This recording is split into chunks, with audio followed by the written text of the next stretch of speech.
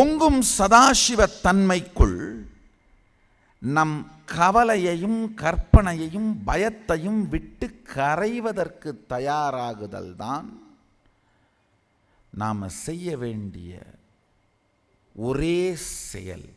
மீதி எல்லாமே தேவையில்லாத ஆணியை பிடுங்கிறது தான்.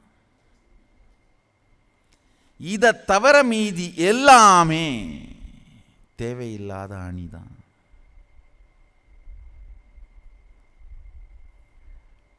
இதை தவிர நீங்கள் செய்வது எல்லாமே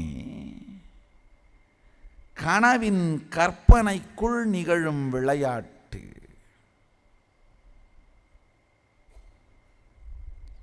கனவுல ஒரு பாத்ரூம் தெரிஞ்சா தயவு செஞ்சு யூஸ் பண்ணாதீங்க. அது பாத்ரூம் இல்லை, சதி. எந்திரிச்சு பார்த்தா படுக்கை ஈரமாக இருக்கும்.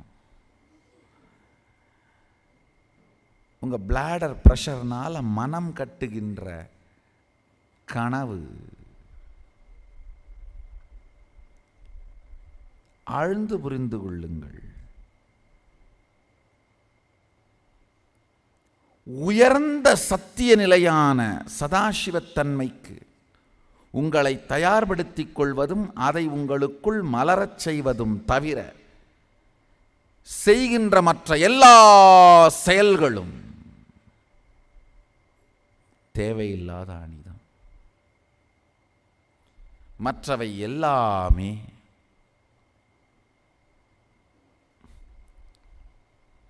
கனவிற்குள் கட்டப்படும் கோட்டைகள். காலம் விழிக்கும் பொழுது மெழுகை போல் அழுகி இறுகிவிடும்.